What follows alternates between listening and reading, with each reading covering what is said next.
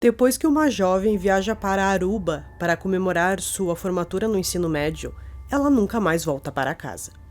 Fala pessoal, Carol na área, trazendo mais um vídeo aqui no canal. Se você tá chegando por aqui agora, eu trago casos criminais todas as semanas aqui para vocês, 3 vezes na semana, casos criminais resolvidos, os que são um mistério ainda. Se você gosta desse conteúdo, já se inscreve aqui no canal, deixa um like nesse vídeo que isso é muito importante, deixa um comentário também dando a sua opinião sobre esse caso aqui. Não esquece de ativar o sininho de notificações, isso é muito importante e bora pro vídeo.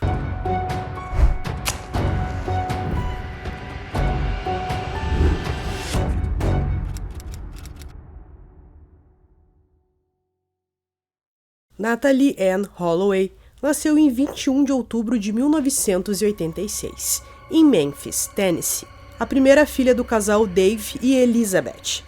Mesmo que seus pais tenham se divorciado em 93, quando ela ainda era apenas uma criança, Natalie cresceu saudável e tinha uma ótima relação com sua mãe e seu padrasto George. Eles se casaram em 2000, em Mount Brook, no Alabama. Natalie se formou na Mountain Brook High School em maio de 2005. Ela era uma jovem muito inteligente que se destacou nos estudos. Ela era membro da National Oral Society e tinha uma bolsa integral para a Universidade do Alabama, onde iria cursar pré-medicina. Em 26 de maio daquele ano, ela e mais 124 alunos chegaram na capital de Aruba para sua viagem não oficial de comemoração da formatura. 7 professores também participaram dessa viagem, mas eles não ficaram o tempo todo em cima dos alunos. Eles estavam, digamos que, bem livres para fazer o que queriam, mas como uma forma de segurança, eles se reuniam todas as manhãs para fazer o check-in. Pelos relatos, soubemos que a Natalie, que estava com 18 anos, estava bebendo demais nessa viagem. Ela começava a beber de manhã e ia praticamente o dia inteiro bebendo alguma coisa. Teve até algumas vezes que ela não apareceu para tomar o café da manhã com seus colegas, porque ela estava com tanta ressaca que mal conseguia se levantar da cama. Tinha algumas colegas ali que estavam dividindo o quarto com ela e comentaram que ela estava passando dos limites com a bebida. Natalie foi vista pela última vez pelos seus colegas por volta da 1h30 da manhã de segunda-feira, 30 de maio, quando ela estava saindo de um bar. Ela saiu em um carro com um jovem chamado Joran van der Slot, de 17 anos, um estudante holandês que morava em Aruba e frequentava a Escola Internacional de Aruba. Dentro de um carro também estavam 2 amigos de Joran, Deepak Kaupoy, de 18 anos, o proprietário do carro, e Satish, que era irmão de Deepak e também estava com 18 anos. Natalie não apareceu no voo programado de volta para casa, mas sua bagagem e seu passaporte foram encontrados em seu quarto de hotel. Parecia que ela tinha toda a intenção de retornar para os Estados Unidos e ninguém conseguia entender por que ela não apareceu para pegar o voo. As autoridades de Aruba iniciaram a busca pela jovem em toda a ilha e também nas águas, mas não a encontraram. Imediatamente após o voo perdido, sua mãe e seu padrasto voaram com amigos para Aruba em um jato particular. Um pouco depois, a polícia recebeu o nome e o endereço do homem que foi visto pela última vez com ela, Joran.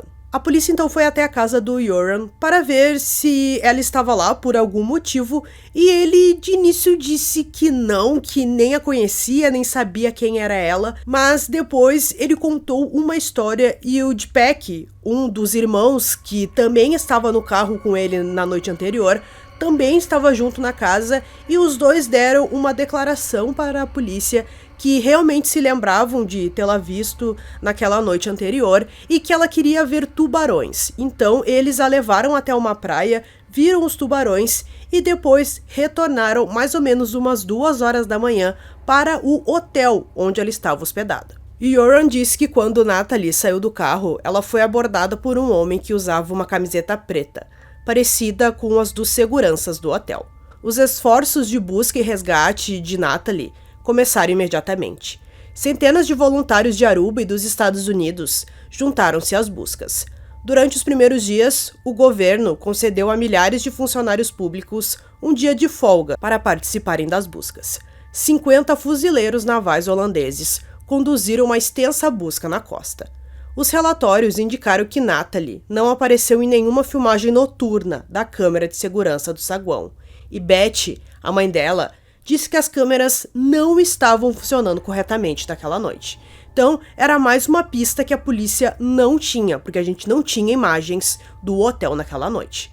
O chefe inicial da investigação diz que tinha outra entrada para Natalie chegar até seu quarto, sem passar pelo saguão. A busca por evidências físicas foi extensa, mas eles não conseguiram muita coisa. Apenas uma pista falsa, que era uma possível amostra de sangue retirada do carro de Deepak. Ela foi testada, mas determinou que não era sangue. Em 5 de junho, a polícia de Aruba deteve Nick John e Abram Jones, ex-seguranças de um hotel que ficava muito perto ali do hotel aonde a Natalie estava. As autoridades nunca divulgaram oficialmente o motivo das suas detenções, mas de acordo com relatos, as declarações feitas por Yoram e pelos irmãos Cowpoy pode ter sido o motivo.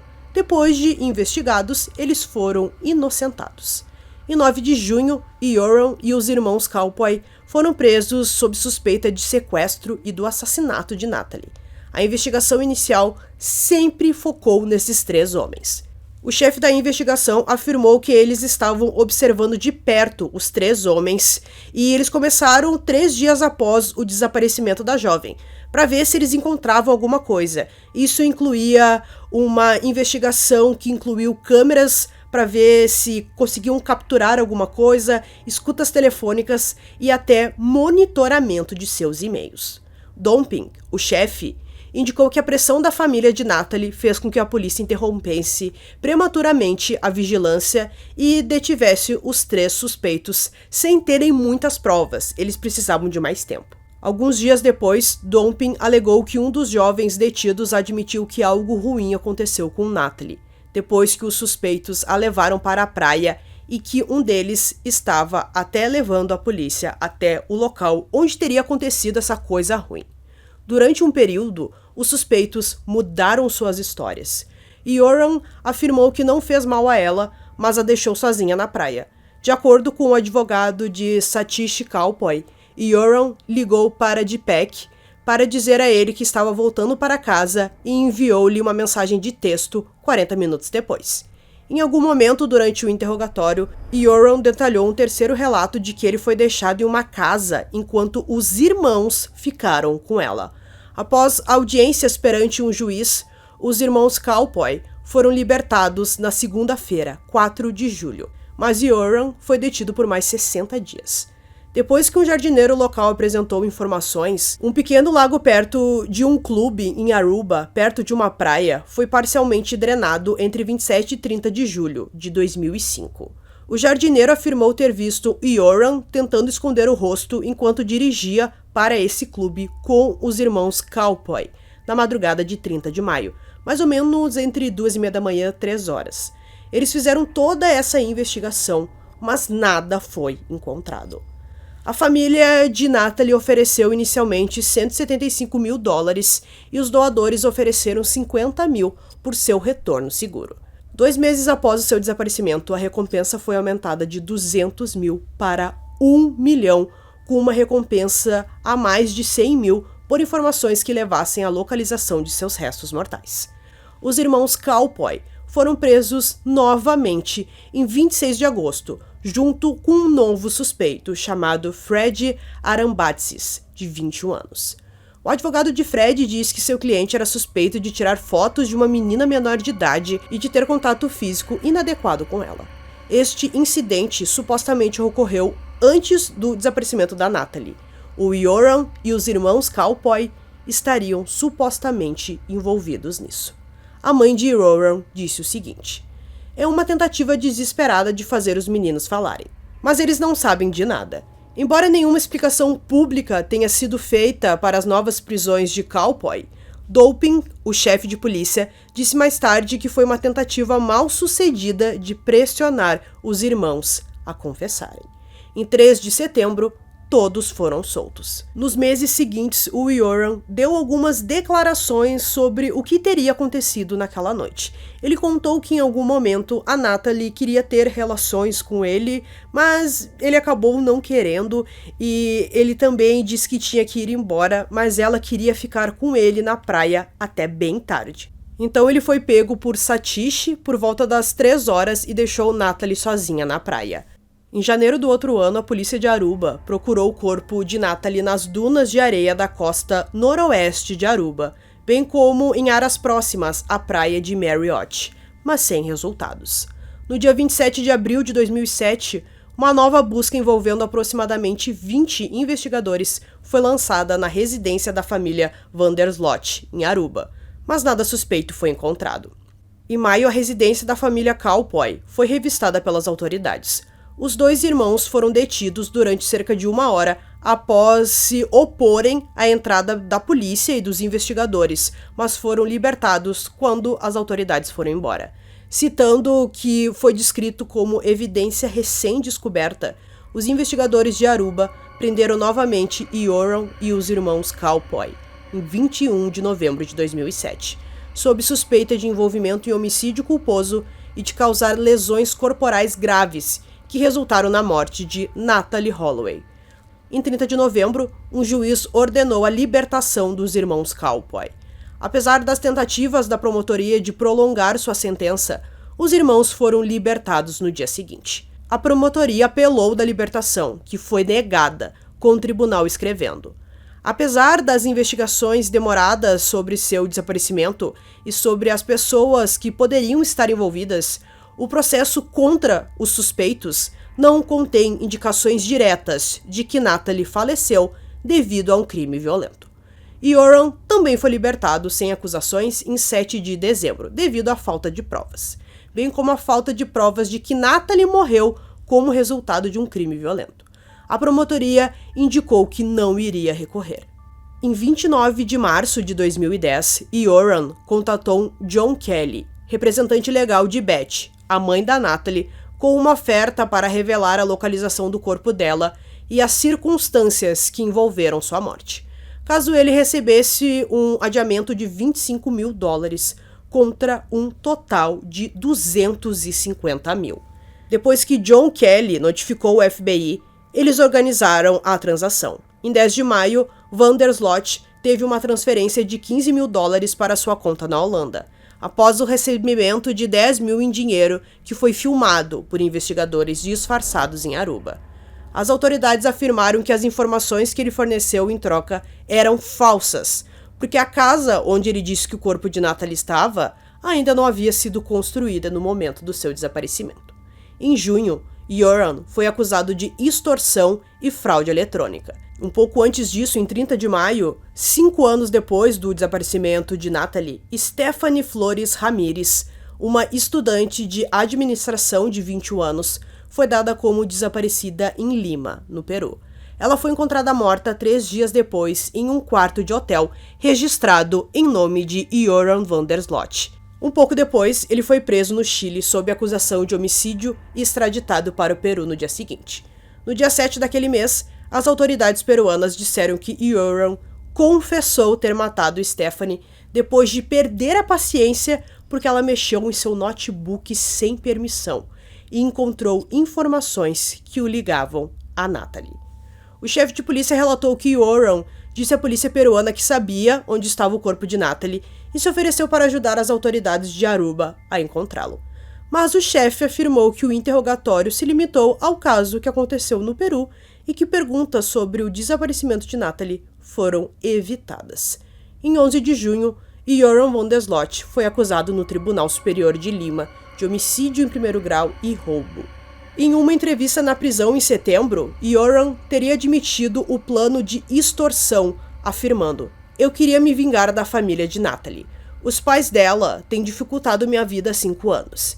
Em 11 de janeiro de 2012, Yoram Van der Sloot se declarou culpado do assassinato de Stephanie Flores e foi condenado a 28 anos de prisão.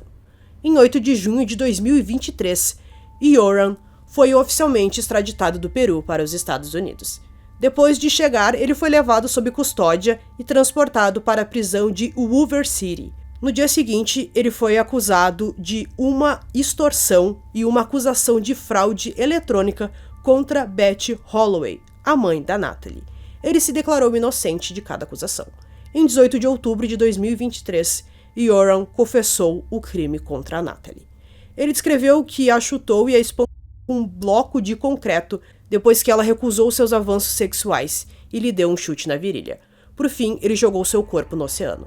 Apesar de Yoram ter sido sentenciado a mais de 20 anos de prisão por extorsão e fraude, somando a pena de 28 anos pela morte de Stephanie Flores em 2010, provavelmente ele nunca será julgado pela morte de Natalie. Além do crime de homicídio em Aruba prescrever depois de 12 anos, o jovem não pôde ser extraditado para os Estados Unidos, onde essa regra não existe. As condições do acordo que assinou para poder confessar a morte da jovem indicam que os promotores federais dos Estados Unidos não podem utilizar informações ou provas contidas na declaração. Acabou. Yoram van der Sloot não é mais o suspeito do assassinato de minha filha. Ele é o assassino, disse Beth Holloway. Depois de 18 anos, o caso de Natalie está resolvido. Ele fez um acordo judicial na qual finalmente confessou ter matado ela. Um porta-voz do Ministério Público de Aruba não descartou a possibilidade de Yoram van der Sloot enfrentar uma nova ação legal em Aruba depois de confessar o assassinato de Natalie. Então, pessoal, concluindo esse caso aqui pra vocês, a gente viu que foi um caso muito longo e ficou muito na cara de que ele era o assassino. E demorou muito tempo até que ele finalmente confessou, já que a polícia nunca encontrou o corpo, nada, até porque ele jogou o corpo dela no mar. É muito difícil encontrar qualquer evidência.